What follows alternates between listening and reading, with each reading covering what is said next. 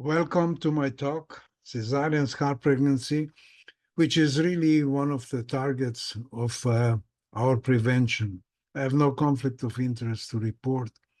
The reasons and the subject of this talk are the following. In the last 40 years, we witnessed a steady increase in cesarean deliveries. Very few paid attention to the parallel increase in placenta creta, as well as cases of cesarean scar pregnancies. Very few saw the connection between the two diseases. Slowly, during the last 10, 20 years, the connection between CSP and PAS was recognized, generating increased attention and research. I present this process since understanding that the CSP is the proven precursor of PAS, can lead to lowering their numbers and maybe to prevent them. Here is the definition, the characteristics of cesarean scar pregnancy. It's a potentially dangerous, man-made, rare, high-risk consequence of a previous cesarean delivery. It parallels its rate. It implants type 1 on the scar, type 2 in the niche of a previous cesarean delivery. Before 7 and 8 weeks, the uterine cavity is empty. It is located in the anterior lower half of the uterus by the internal os under the bladder. By definition, I don't consider it an ectopic pregnancy. Contrary to real ectopics, it can result in a live-born. Unrecognized or inadequately managed, it can lead to complications in all 3 trimesters of the pregnancy. The incidence is really unknown, maybe 1 in 1,800 to 2,500 of all CDs performed. Its incidence may increase, but that's due to the higher awareness and the accurate diagnosis. The risk factor really is the previous cesarean delivery. Let me talk about the diagnosis of scar pregnancy. There are no markers, no ultrasound markers of scar pregnancies. One is the previous cesarean delivery, which is the sine qua non for the diagnosis. Anteverted and retroflex uterus supports the diagnosis. Then there is the empty uterine cavity and the cervical canal, the low gestational sac, placenta previa, lacunae, thin or no myometrium between the placenta and bladder, irregular or disrupted bladder line, and the increased vascularity at the bladder-placenta interface. The most important ingredients of correctly diagnosed CSP in the early first trimester is to determine its location in the uterus. This article was written with the practicing OBGYN and nurse practitioners in the mind. It talks about early sonographic differential diagnosis between an intrauterine and the scar pregnancy. On a panoramic longitudinal sagittal scan, divide the uterus in half by an imaginary line to determine the location of the gestational sac. If the sac is above it, close to the fundus, it's mostly normal implantation.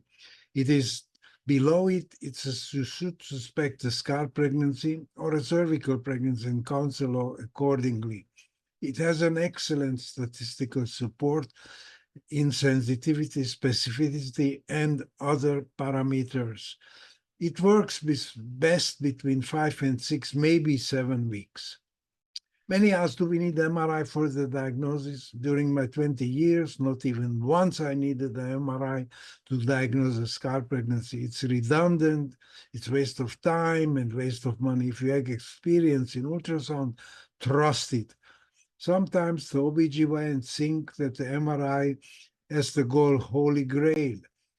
I know that I find the mighty giant, but I reckon that I have the right weapon. While low implantation of the placenta is a reliable sign of an early 5 to 7 weeks cesarean scar pregnancy, after 7-9 weeks, the sac usually and slowly pushes and morphs into the uterine cavity, populating it. At 6 weeks, it is still very low. At 12 weeks, the sac is already in the cavity, but the placenta stays locally. Logical, since this is the only available place to expand to. On the way into the cavity, the sac leaves behind the placenta, which stays anchored in or on the scar. Therefore, the placenta implantation is the main clue that this is a scar pregnancy. Yes, the location may change of the gestational sac during the first trimester. At 6 to 7 weeks, the cavity is still empty. At 8 to 9 weeks, the gestational sac starts filling the cavity, but most of the sac is empty. At 8 to 9 weeks, the cavity is now occupied totally by the gestational sac, but the placenta stays anchored in or on the scar. And you can see the placenta location in this slide. Most misdiagnoses are made scanning after 6 to 7 weeks, when the sac already is in the uterine cavity, and by disregarding the left behind placenta in the niche. There is a distinction between implantation on the scar and in the niche, which is dependent upon the residual myometrial measurement between the placenta and the bladder. My definition of first sonographic appearance, if the placenta is implanted on the scar, we call it type 1 implantation, then there is some residual myometrium. And then in the niche, also called type 2 implantation, when there is very thin or no residual myometrium. You can see these two juxtaposed in two of the pictures. Let's talk about pathogenesis and pathophysiology. There are several theories. Let me start with my simple clinically observed sequence of event. I got this slide from an actual niche from a pathologist. When the fertilized egg travels down, spouts a little placenta, which then invades the myometrium.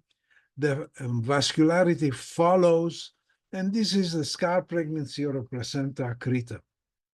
There are evolving theories concentrated on the generation of the scar pregnancy, and to save time, I will let Professor Eric Junior talk about this issue. Thank you, Eric.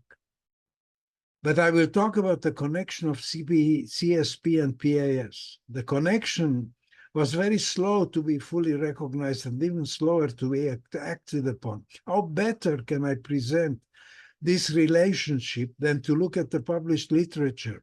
Here are the number of articles per year on scar pregnancies, and you see the steep raise in their publication rate from 2000 to 2024. The number of articles for PAS shows the same. There is a steep increase in the number of articles published from 2000 to 2024. I hope that you now see the connection between the two. Then, in 2014, we wrote CSP is a precursor of PAS, and that they share the same histology. Over time, these two became the staples to prove the connection between CSP and PAS. We also based the connection upon the similarities of their sonographic markers. You know them all. The ultrasound markers in the second and third trimester are placenta previa, lacunae, bladder line alteration, no clear anechoic space, and the increased vascularity and bridging vessels. These are identical with the first trimester ultrasound markers of CSP. Low anterior implantation, which is present 100% before 10 weeks, previa, lacunae, no anechoic space, vascularity, and bladder line. These at 11 to 14 weeks are only 75 to 85% of the cases. Therefore, CSP is indeed a placenta accreta. I reserve my right to modify this statement. Let's predict the outcome of CSP. We have a problem.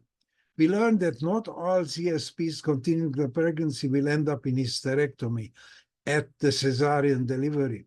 And here is an article by Nurit Zosmer and her group. 10 patients were diagnosed with cesarean scar pregnancy. All 10 delivered live neonates, but only 5 resulted in PAS severe enough leading to hysterectomy. If so, how do we tell apart the CSP that if continued will end up in hysterectomy? We wrote this article about the outcome of cesarean scar pregnancies implanted on the scar versus in the niche. And we said that on the scar versus in the niche implantation influences outcome. Type 1, significant thick residual myometrial thickness between placenta and anterior uterine wall. And type 2, with a thin residual myometrial thickness between the placenta and the anterior uterine border. In our 17 scar pregnancy patients, only one of 6 with type 1 had hysterectomy for PIS compared to all 11 of 11 with type 2. Therefore, I emphasize, scan correctly the residual myometrial thickness, enlarge the region of interest, use the transverse view, and measure it in every possible place. Because of this, now I changed my motto and I say type 2 CSPs are more often are baby accretas than type 1 of pregnancies. Now we have to also optimize management. We will discuss some of the issues at the debate. I have only 3 slides here. And I ask, are there any guidelines? It is obvious that none of the countries, USA included, have a set of guidelines for an early placenta accreta or a scar pregnancy. That's why we need an international registry. Here are the pertinent articles of management of CSP. I will send you links if you email me. I also have a suggested management of CSP, but this is time-consuming to detail now. And again, email me and I will send it to you. I will now talk about consequential issues of CSP as well as its serious complications. The first one is recurrent CSP, and you know that in 44 studies, the CSP was published to recur in 17.6%. The second one is enhanced myometrial vascularity, and it's rarely extreme form. And you see here the pictures of that, and you also see the video of the extreme form with the pulsating waves in the area of the extreme myometrial vascularity. Let me also talk about the political fallout affecting the treatment of CSP in many countries.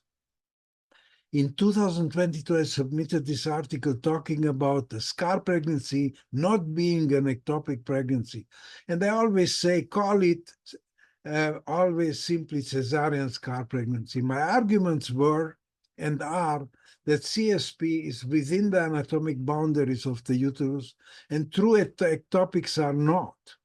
Real ectopic pregnancies extremely rarely result in live offspring, but more than 50% of CSPs do so. Their preferred treatments also differ. I got clinically as well politically motivated rebuttals and counter-arguments to my article. So I say, to help women, we the caretakers may have to look at the other way and call it ectopic. The war for women's choice has to be fought in the political arena. And then screening for CSP in the early pregnancy is important.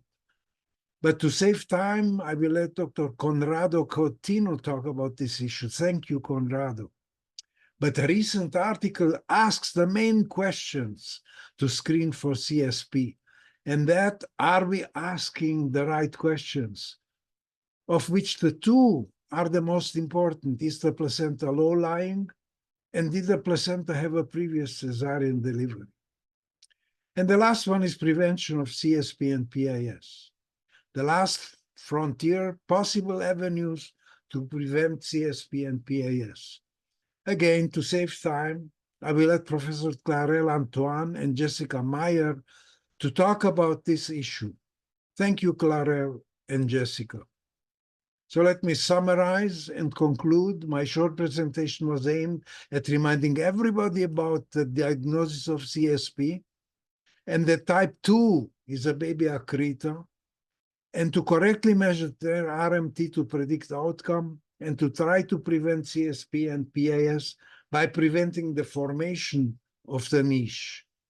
And please don't forget to upload your cases to the International CSP Registry. Thank you for listening.